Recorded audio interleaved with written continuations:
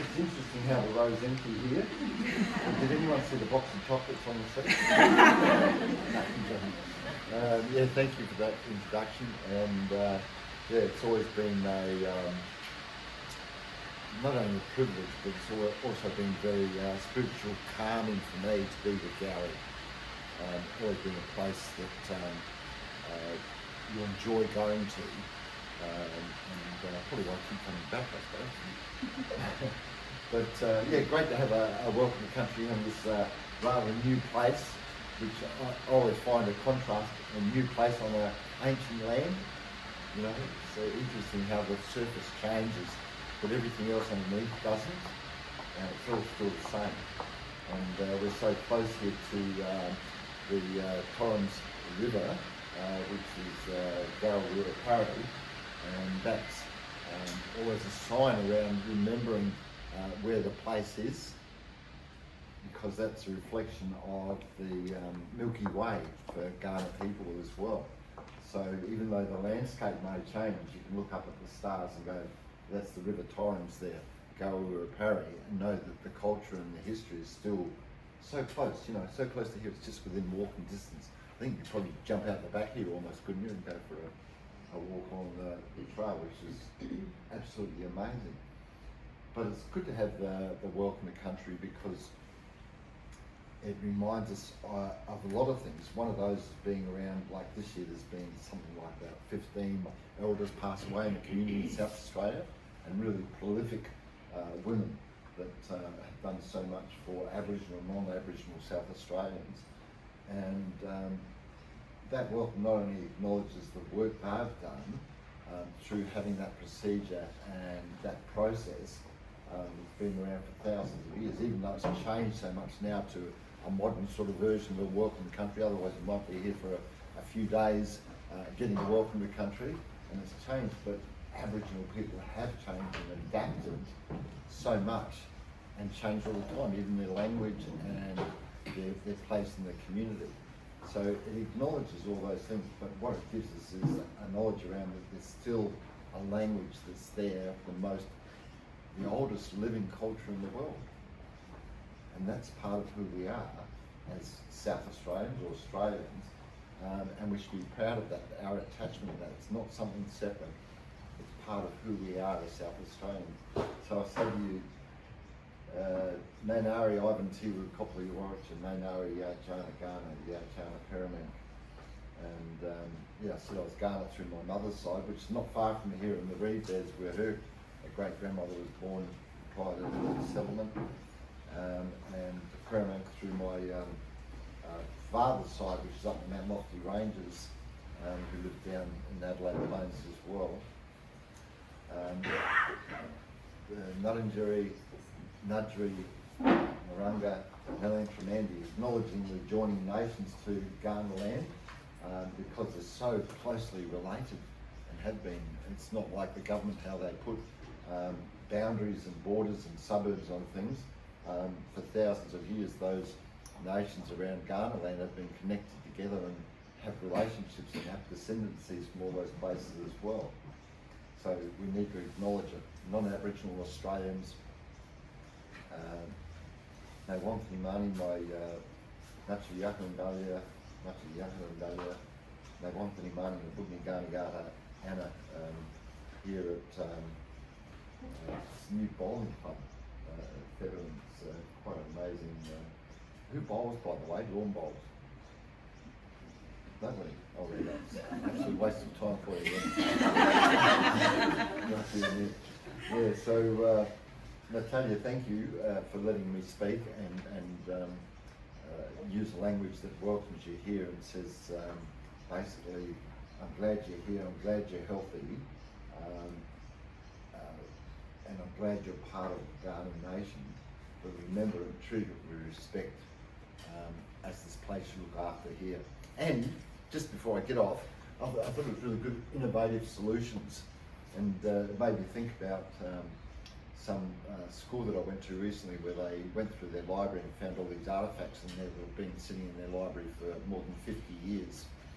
And when the person retired, no one realised them when they were going through the old books and that they found all these artefacts, and asked me to come and have a look at them. there's these beautiful things in there, and they said, what's this thing here? What's this thing here? I said, that's a woomera. And I said, oh, what do they use it for? And I just went, oh, I would have thought everyone knew what a woomera is. Does anyone know what a woomera is? One person, anyone else? Do you know what a woomera is? A woomera for throwing spears. It's an innovation, amazing piece of equipment that extends the length of the arm. So I'm surprised no one's put it on the javelin actually to get gold at the Olympics, but yeah, it extends the length of the arm. There's science behind it, and then there's a technique and a design that goes back tens of thousands of years to throw the spear. No one else in the world has done that. There's an innovation. So I think, you know, sometimes we forget that, you know, in this modern world and technology, there's ancient cultures that have innovation as well. And some of those concepts and ideas can help us expand our thoughts. So anyway, I've talked heaps enough. But thanks for listening to me, and it's great being here, and I can see you're going to be doing a lot of hard work today. So Natalia, thank you. So Nainari Emma Gatanya Mool, so I'm the firstborn daughter in my family. And as Laura said, I've been working in the Inclusion Agency now for almost 4 years. And I've been working at Gowrie since 2010. And so I've been working in the sector for a long time. And there are some people in this room that I've worked with before, and some people that I'm working with at the moment, and it's lovely to have all of you here with us. And it's also a really great opportunity to have the providers with us as well. There's a lot of conversations that we have as IPs as we go around and work with services, like what are the supports in the community? What are the wraparound supports? So I really encourage you today to spend time stopping by each of the providers' stalls and having a conversation about, you know, what they do.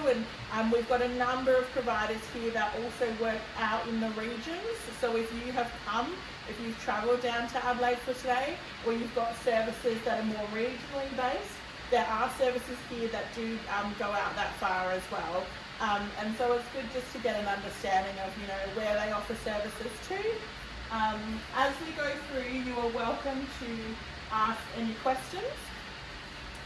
Now, just as a starting point, is there anyone in this room, is everyone in this room engaged with the IA currently? Yes. Because you're here, I'm going to assume yes. So there's going to be some things that I'm going to talk about in this first little bit that you already know. And I'm going to get Mel to kind of keep an eye on the time for me as well. What was it? And so the Inclusion Support Program is a federally funded program. It exists in every state in Australia, and it is there to support early learning and childcare services to increase their capacity to support inclusion. And so a lot of what we're going to look at today is about capacity building. And so you can see here that there are a number of different levels within the Inclusion Support Program. So in Australia, the Inclusion Development Fund Manager is Deloitte. So Deloitte is now the fund manager assessing all the applications, and they sit federally. And so they look at all of the funding applications that come in from Australia-wide. So as you can imagine, hearing the numbers of, you know, how many children we're supporting here and how many services are engaged, they are working with some really big numbers too. And then Laura talked about how Gowrie SA is the inclusion agency here in South Australia. So we're your point of contact, and then your inclusion professional. So each of you will have an inclusion professional. Some of them are in this room. And they are the people that are working with you, offering support and advice, looking at SIPs, and they're the person to have your conversations with around innovative solutions. And so there are 4 funding streams, and you would be familiar with most of these. And so we've got the IDF subsidy for additional educator funding. So that's the long-term funding for 12 months. And then we've got the IDF subsidy for immediate time-limited funding. And so immediate time-limited funding is where there is an immediate barrier for a child being included in an environment. And it's a short-term funding, so it's a maximum of 150 hours to be utilised over a certain period, so 12 weeks. And that is often used when children transition between rooms, or where a child has started in your centre and you have noticed that they are needing some support. And so it's quite a responsive funding, that one. And then we've got the IDF Family Daycare top-up. Do we have any family daycares here in the room today? No? And then we've got Innovative Solutions support, and so that's what we're going to be focusing on today. And so the Innovative Solutions support is really there to assist eligible services through the IDF fund to provide funding for flexible and tailored inclusion support. And tailored is really the key word here with Innovative Solutions. What we really want services to think about is, having a project that is really tailored to your service, that meets your service's needs. And we'll talk a little bit more about that when we get to the funding streams as well. And so it's going beyond the scope of what can be provided by the inclusion agency in your IP. So it's more specialised support and advice. And we're going to have a look at a flow chart around that as well today. And so collaboration with specialists to obtain specialist advice on how to include a child or children with a disability or additional needs, such as speech therapists. And it's also an opportunity for networking and community engagement. And so we're going to go through the 5 streams for this today. And it's also for cultural advice and mentoring from cultural experts. So we just heard a little bit about that from Laura and Uncle Ivan. And then another funding stream is around bilingual support. Such as facilitating a non-English speaking child's enrolment and inclusion into the service, or the provision of translating and interpreting services, so having documents and things like that translated so families can understand. It's also looking at collaboration with specialists to obtain special advice, and then specialised including training essential to a child's inclusion. So some of you may already be aware of where medical needs falls under the scope of the program. But there can be barriers for a child not being able to attend if educators have not undertaken a specific training. And so Innovative Solutions can be used to fund the provider's fees for staff to undertake that training so that a child can start. So again, it's about that capacity building and that knowledge building. And so here are a few things that Innovative Solutions support is not for, and we'll talk a little bit more about some of the others as we go through the website. So it's not to be used for purchasing specialist equipment or resources. Within a project, there is a very, very small percentage that can be used for resources or developing resources, but it's a very small amount, and it has to really be integral to the implementation of the program and the project within the service. It's not for medical and therapeutic interventions. So anywhere that a project refers to intervention, the fund manager is going to be looking at that because it falls outside the guidelines. It's not for settlement services for migrants, and it's also not for support more appropriately funded through an alternative IDF stream. So we look at the other IDF streams of funding first before we come to Innovative Solutions. It's not the first stop. And it's also not for where there might be support more appropriately funded by the state or the territory or other agencies or programs. So that's what it's not for, but let's talk about what it is for. So there are 5 project types under the Innovative Solutions stream. And so as I already talked about, we've got bilingual support, and we've got cultural mentoring here. We've got the specialised training and advice, and as we come over here, we've got guided practice, which is often the project type that we see services developing their applications for. And then we've got unique projects. So unique projects are projects that do not fit in any of these other 4. They're new ideas, they don't fit within those categories, or that combine elements from several of these project types. I don't think, we haven't had a unique project yet, have we? I don't think so. I don't think so. So we expect to be wowed with your unique project ideas after today, okay? And so they are the 5 project types that your project would fall within. And so you would be looking at working with your inclusion professional to think about what are the barriers, what do you think it might look like, and where might it best sit. Because each project type has its own application guide and application questions for it as well. Does anyone have any questions at this point?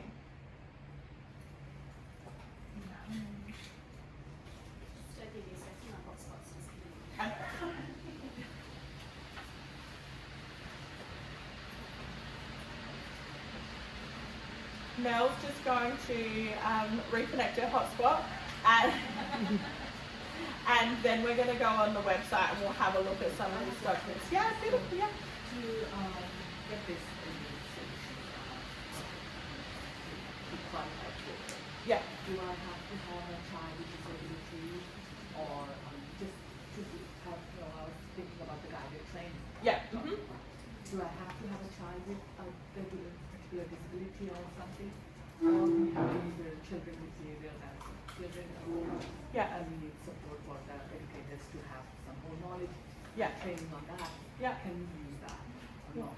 Yes, that's a really great question. So the question is, in order to be eligible for Innovative Solutions, do you need to have a child or children with a disability undergoing assessment? No, you don't have to, and we'll have a look at one of the application forms and that will show us what you need to select a cohort of children. So there needs to be in your service children that need support with inclusion, but there's a few options that you can choose from and we'll have a look at that. So I'll come back to that.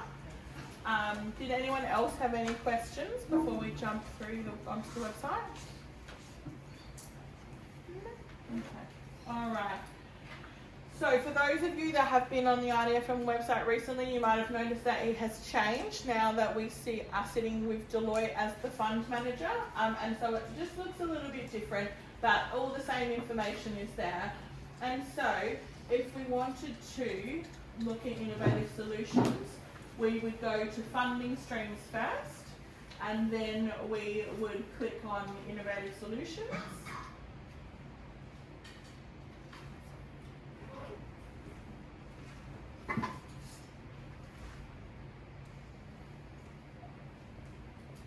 And then here we are. Now there is lots of information in this section, and so Mel's going to scroll down and we're going to have a look at what is Innovative Solution Support, and so it's going to take you through the different streams. And so this is where, again, where you've identified a barrier that cannot be addressed through the other support that's provided, and therefore Innovative Solutions is the most appropriate solution to overcoming that inclusion barrier.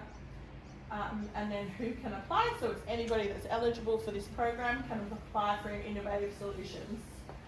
And then there is the overview of the project types here again, because it's hard to remember everything when you get told lots of information. And keep going down. And so these are the ways that you could start developing a project application. So consult with your IP. We've got this happening, here's what we think, we're thinking about this. Or your IP might recommend an Innovative Solutions as well. Have a current strategic inclusion plan, and then go through and complete all the project application forms. Can you go up slightly now? So some of the really important points here, this elaborates a bit further on the what it's not for. And I'll just talk about that really quickly in terms of it needs to have a really explicit and primary focus on inclusion for a cohort of children. And that when we talk about that explicit focus, we're talking about barriers within your service. So we can't change a lot of what's happening around in a community or outside, our spaces. And so this funding is really focused on what are we going to do in our site, in our service to support children, how are we going to overcome those barriers here, because that is what we do have some scope of control over. And so it's really important that it demonstrates how it's going to result in genuine inclusion. So it's really clear on what's going to happen as a result of undertaking this project. And we're looking at that team approach as well. So, you know, as we know, one educator, one team leader, one ed leader, one director can't carry it all. So really thinking about that team approach and who needs to be involved. And you can apply for a whole service project, or if what you're looking at is really more specific in particular spaces, if you're in long daycare, then you might apply for 2 rooms but not the whole centre. And so there's some of the things that you consider as you're developing your project as well. So it's never for one-on-one support, much like IDF funding, and it's not there to provide one-on-one early intervention or therapy as well. And then it talks about the resources, which we've talked about, and it's not there to support meeting your requirements under the National Quality Framework. So that's really important too, because obviously inclusion and the National Quality Framework, they, you know, move in and out and are really deeply connected. But it's really important that your project sits outside of what's already expected under the National Quality Framework. And the fund manager does look quite closely at that as well. And we've talked about more appropriately. There's funding limits in terms of it can be approved for a maximum of 10,000. If it goes over that limit, it may be approved, but only in exceptional circumstances, and that will go to the Department of Education, and they'll determine that on a case-by-case basis. This is a good one too. Sorry, Mel. Just making you go up and down. There's not a limit on how many projects you can have. However, you need to be able to show why you would be doing a second project, and particularly if it's a project that relates to your first one. They would want to know why is, you know, further funding needed around the same sort of idea or concept or support. So it might be an extension on what had previously happened. So, and you really need to clearly demonstrate that in your application as well.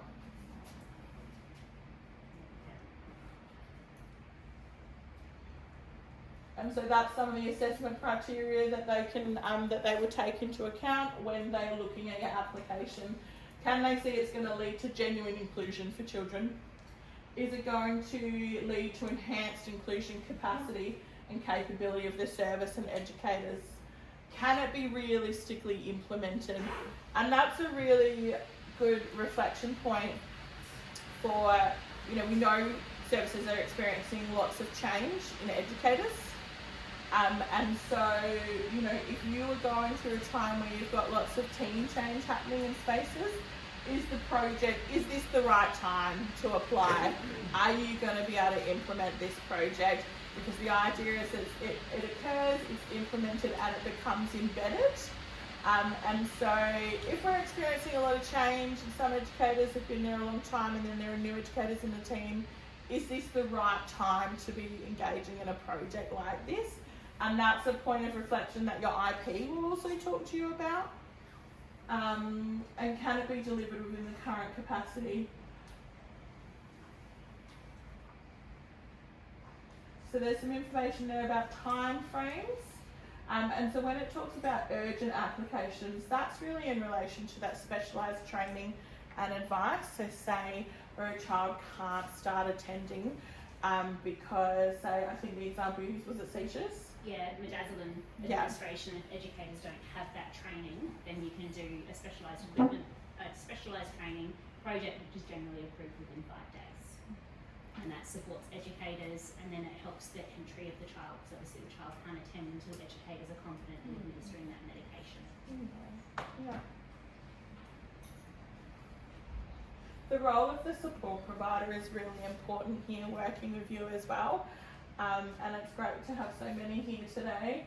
And so whilst they do not work directly with children, they're there to work with educators to support them with their work with children.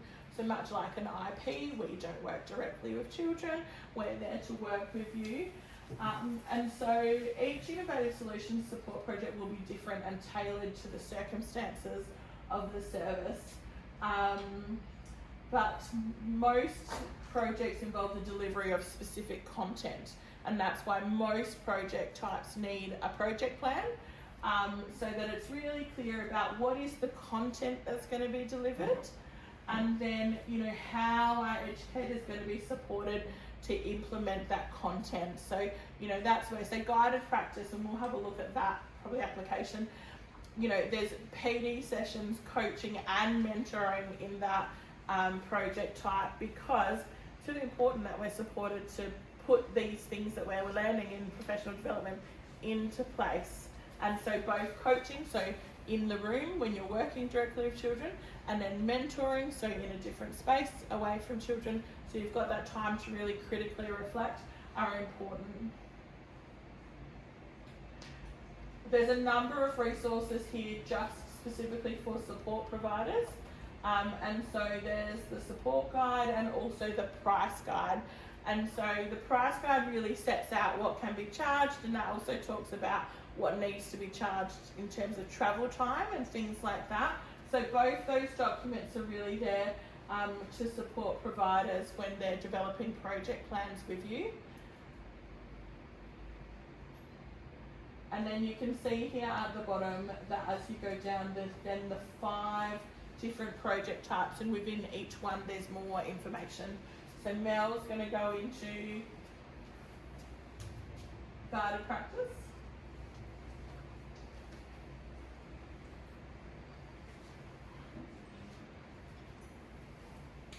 And so as it talks about here, it's about professional development sessions followed by coaching and mentoring. And so when we talk about your project being really tailored for your service, because this involves a level of professional development, it's really important that those sessions meet what your service has. So if you're a service that doesn't do staff meetings, then you're going to need to work with your service provider about how are those PD sessions going to occur, because there's no point having a plan that says you're going to have 6 professional development sessions over the course of 12 months, but actually you maybe might only have 3 staff meetings. And so that's where that tailored element comes in of, like, we want to do guided practice, but one of the main requirements for that is professional development. How are we going to do that? How are we going to make that work? And that's a conversation with your support provider about, how could we make this fit? And then also within that, you've got coaching and then mentoring, which again means that you're going to not release staff, but staff are going to be out of the room. So then you're going to need to have other staff in the room covering them. So thinking about what are the implications there? Are you going to be able to manage that staffing wise, but also budget wise? And so it's important that the plan that you come up with for your project really aligns with how your service operates. If you have staff meetings, if you're an OSH, if your staff meetings maybe are during the day, depending on uni and all the things that educators often have, then if your provider's not available during the day, then that's not a good fit for your service. So it's about looking at what works for you. And then within the guided practice program, they want to see that there's clear evidence-based content, and so that's going to go into your project plan, which we'll have a look at the moment, that you've chosen a provider with sufficient knowledge, expertise and experience. So it's really important that you think about the provider you're choosing for your project, and are they the right provider to help you to achieve the outcomes for your project. And then it talks more about how the opportunities for coaching and also mentoring really helps to lead to change, because when we're in the room, there are things that we don't see when we're working with children, or if we're in after school care, or there's things that we might not notice, and so it can be really helpful to have those coaching opportunities. And then before commencing an application for innovative solutions, services need to have a strategic inclusion plan.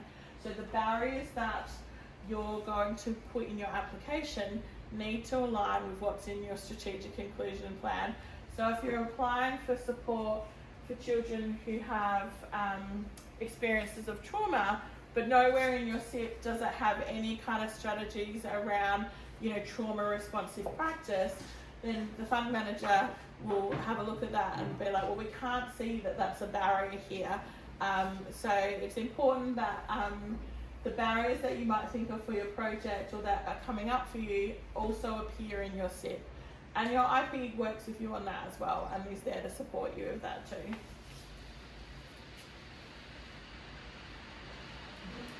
And so this is some of the role that the IP plays, and so the IP will support you through the process. They're there to provide support and advice. You know, and this can look really different depending on the level of support that you feel you need in developing this project. Filling out the application guide is the responsibility of the service, and you obviously have all that really beautiful, detailed day-to-day information. You know, we come in and we see snapshots, and we, you know, hear what you tell us, but you really are there and the ones that know what's going on. So you have it all there to put in the application. Sometimes people feel like, oh, I don't want to fill it out because I don't know the right way. I don't know the words to use, which is a bit like with a SIP too. Sometimes they're like, oh, I don't know how to put it. And that's what your IPs are here for as well. And that, excuse me, that will help you with that and provide feedback, and will review all your documents as well. Do you want to go to the resources now? And then this is another way that you can find all the information in relation to innovative solutions. So this is open for everybody. So if you wanted to go to the resources section up the top there and then put in innovative solutions, you'll see here that all of the resources that are available are right here. And so you can see that there are applications for all the different funding streams, and then there's one project plan for all as well. Have you got the flow? Yeah, we'll look at the flow chart.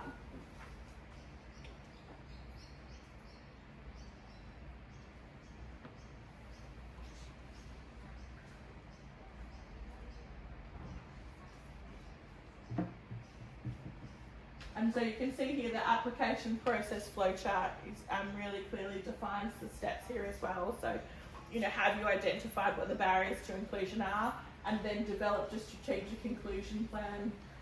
Consider the current capacity of educators, but also leadership as well, given, you know, do you have capacity at this time?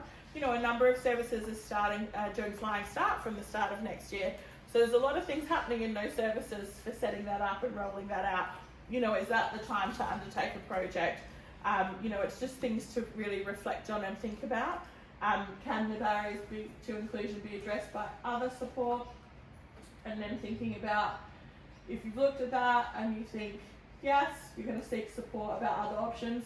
If you looked at that and you think, no, we need some more help here, we want to utilise what is a really fantastic funding stream, a really great opportunity, and we want to get started on developing a project. And so from there, you're going to think about where you sit, what is the project type, and then start looking at what the supports you might need in place, and then start working through the next dot points as well. And at any point, and at all points, reach out to your IP and they'll help you. And then at any point, also reach out to your support provider. And so you may have somebody in mind. You might already be aware of your provider. You might already have, you know, have met them before or engaged their services for something else. And so then, you know, you might engage with them and start working on that together. And the same for when the providers, if you think you need any support with developing the application, please feel free to reach out to the IP, CC them into emails, and then we can check in where you're at and then provide some guidance that way as well. We don't know all the answers because it's up to the funding body, but we definitely can give you some direction if needed. And we obviously are seeing the feedback that come back from IDFM on other projects. So sometimes we might sort of say something and it might be because we've seen that feedback point come back on a different application. And so we'll support in that way. And IPs can come, you know, join and have meetings with services and the provider, do it in face-to-face or in teams as well. So we can, you know, it's much easier, I think, for everybody involved if we're all working together. Otherwise, there's lots of kind of communication back and forth. And I don't know about you, but we are all really busy, and so if we can kind of make it more streamlined for services where they don't feel like we're saying, "Oh, go do this," but then the provider is also. If we can get in the same space, we can kind of work through it all together, which is really helpful, I think. Mel, do we want to look at maybe the application for guided practice? So we'll just look at the application for guided practice, just so you can see an example of some of the questions if you haven't done a project before.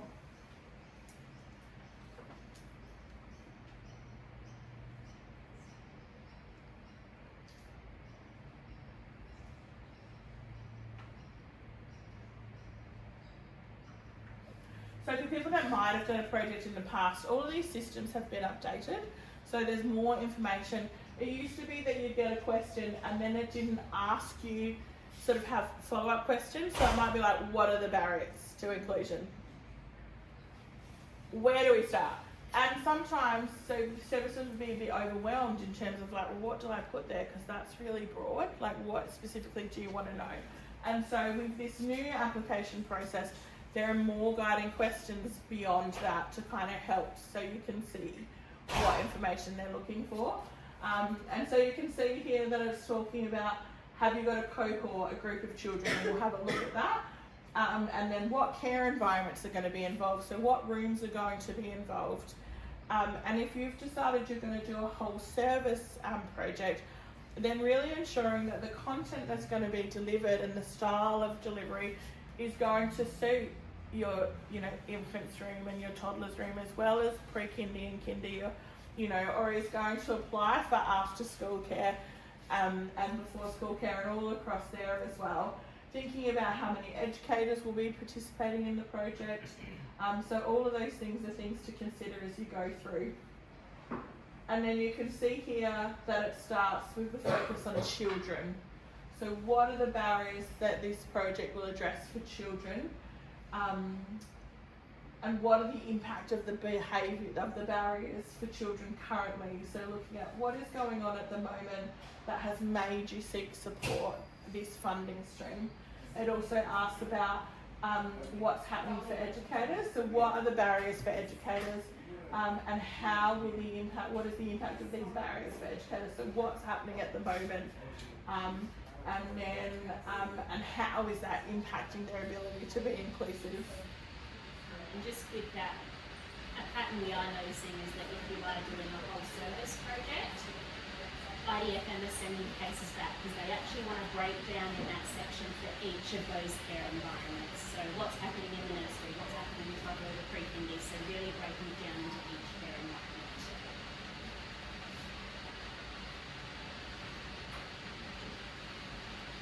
And then they want to know what you've already done. So just briefly, what are the things you've already tried to address the barriers, and why you feel like further support is needed? And then what will be the outcomes?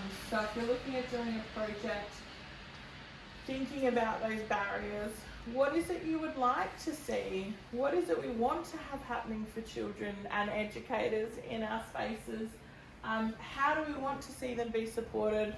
What do we want the rooms, our sessions to feel like for children and for educators? And from there, you're going to really think about, what do we need next then to get to that place? So what are the new skills or the knowledge and the information that educators are going to have the opportunity to gain? How is it going to assist educators to become more inclusive? And what else will change or be different? And really specific intended outcomes that are tangible and that you can see link to the barriers that you've outlined.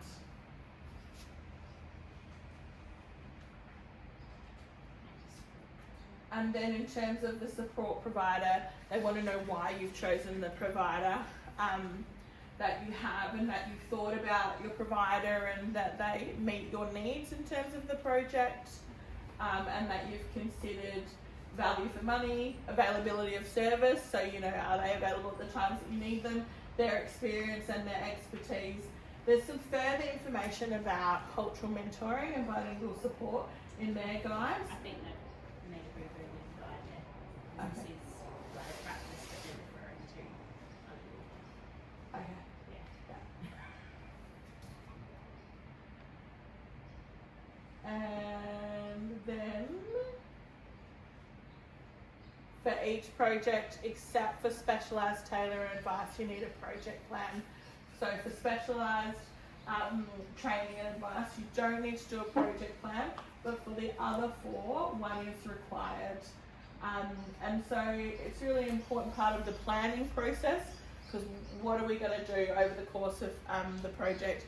Your project can be for a maximum of 12 months, but it can run for shorter than that if needed. Something like guided practice does well to run for a bit longer, and because, as we know, sometimes we need to cancel meetings, sometimes educators are away, so we might need to reschedule sessions. So a bit of a longer time frame for your plan is a really good idea, because it just gives you the ability to actually implement all of the project plan. We know that we, adapt on a daily basis depending on who comes in or calls in sick and things like that. So you just want to give yourself more time. And then thinking about, we'll have a look at a project plan in a minute, so we'll look more at that information. And then sustainability, and this is a really good question in terms of how are you going to sustain the outcome of your project, and have a think about what that might look like. So, different services have done this really differently in terms of how they plan sustainability. Some people might have a folder, some people might have like a book or a floor book. They might have developed some resources from the project, and then it becomes part of the induction. So there's a lot of different ways to really consider sustainability, but it's a really important one, that question. Do you have anything to add on that? I guess even with the sustainability part, there's some services that I've worked with and they actually add it to their staff meetings. They add it to a point within the agenda of their staff meeting to ensure that they are critically reflecting on it.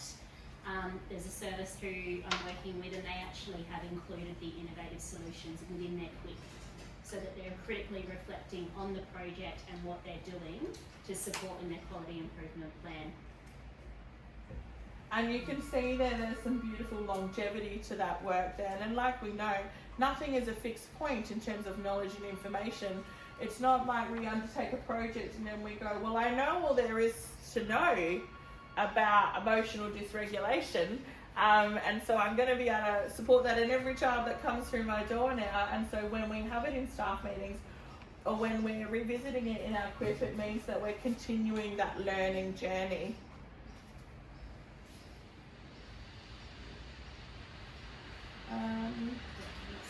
Project plan. Do you want to look at the example one first though?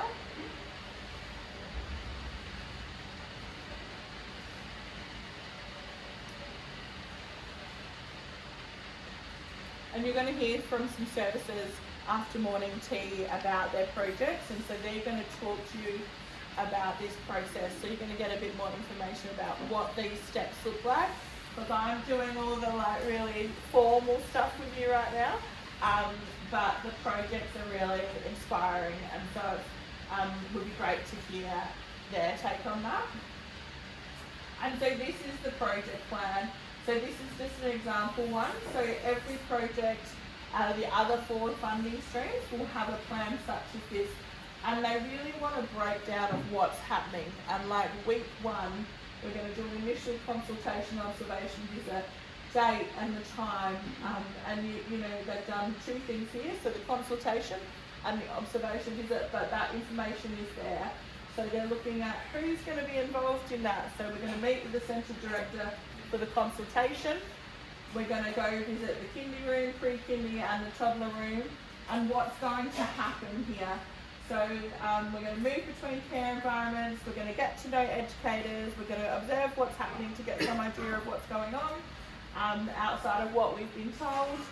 And then the next thing that's going to happen in our project plan is we're going to have a professional development session. So this is our first PD session, and it's going to be in week 2 or whatever your timing is, when it's going to be, who's coming, all the educators are coming, and then what is the PD session going to deliver.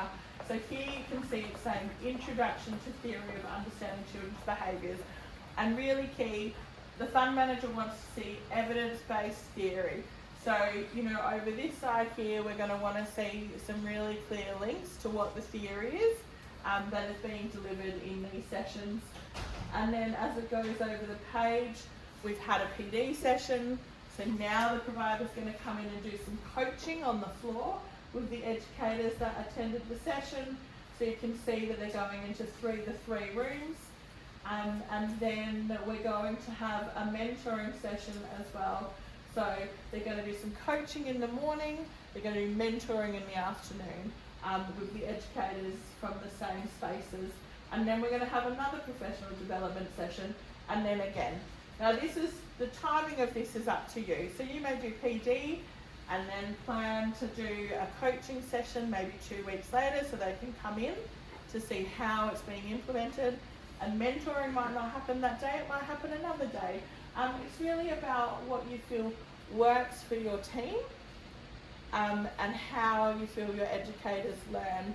Because some people don't have the capacity necessarily to have coaching happen in the morning and then be able to go into mentoring. Some people might need a bit of a gap between that. So just about what works best for your service. And then usually there's some kind of final session. And so that's an example of a project plan. But you will work with your providers on that, and also your IPs will look at that as well. But that's really to work with your providers.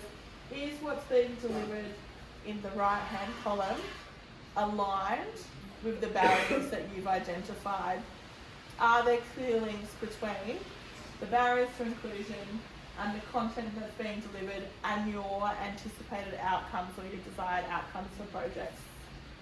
And it's really important to follow as well, because even after a project's approved, your inclusion professional might come in and say, how is this project working?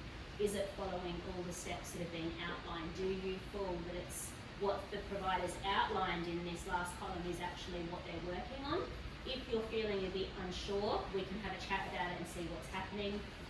There are circumstances before where a service has decided to change providers halfway through the project because they haven't felt that they're actually following what they have said that they were going to provide for the service. So working with your IP through the whole implementation of the project is really important as well. If you want them to come to a staff meeting during those PD sessions, we're quite welcome to come and do that as well, and we can jot down some things. Then we know what we're following up with when we're chatting to the director at our next visit, or chatting to room leaders during visits as well, just to reflect on that to ensure that the project is actually going to be embedded into that practice. Yeah. And also, you know, if at any point sort of a session's been missed or you feel like things are running a bit behind, definitely reach out to your IP about that as well, or the providers reach out to the IPs too, just to look at that and the time frame and, you know, the delivery, and see how we can sort of manage that or support the delivery of the project within that time frame, or what are the other steps to that as well. Is there anything else we should look at now? Is there an example quote? Yeah. Yeah. And should we touch on just travel, particularly regional travel? Yeah.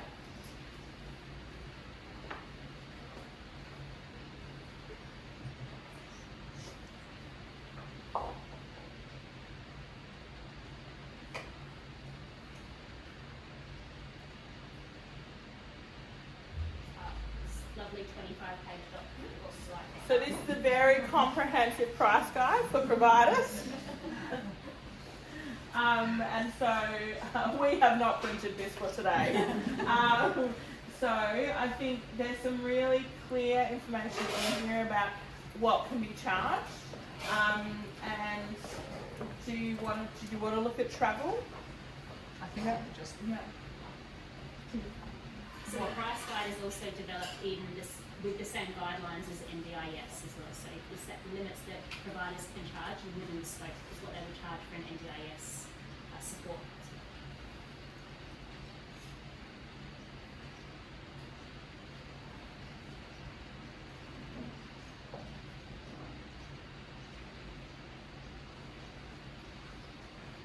And so when we give feedback on pricing or quotes, it's because we're working with this price guide as well. And you know, IPs are always working that line of supporting their services within the guidelines of the program, which are really specific. And so you can see here it's got hourly base rates that can be charged.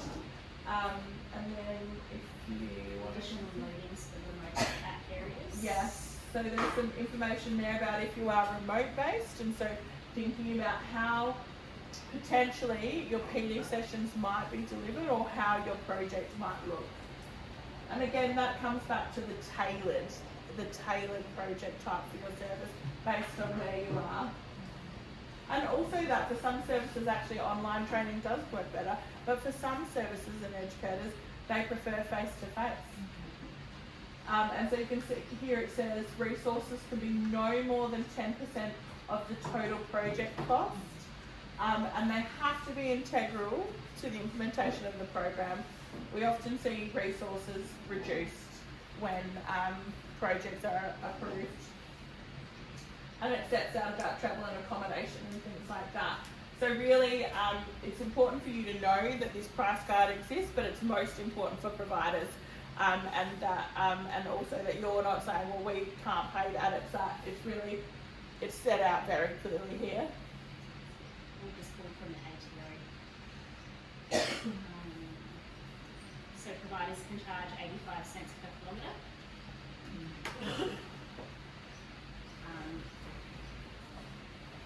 And so this is a really important consideration when you're choosing a provider, because if your provider is not near you, quite a bit of your quote is going to go towards, you know, potentially travel costs. So it's just about conversations with providers and thinking about how they're going to get to you.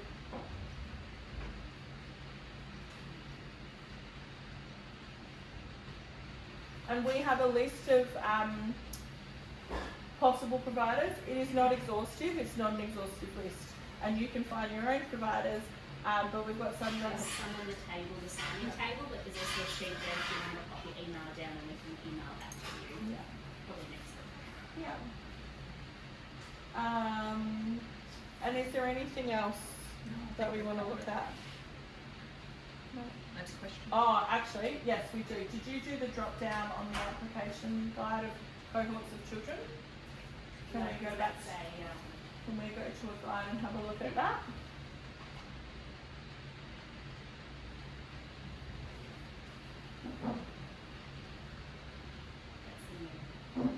Yeah. Is it, where does it state it? So when you're looking at the application form, you're basically going to look at the first 5 pages of that document. So where you've got what cohort of children, you're going to go back up to your top page.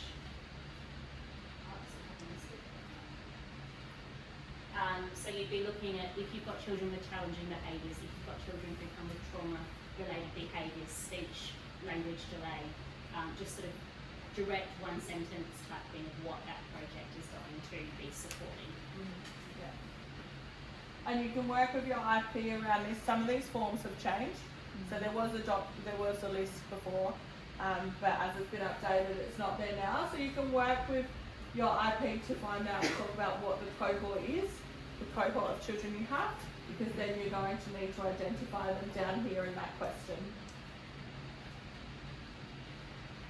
Alright, does anyone have any questions about any of this?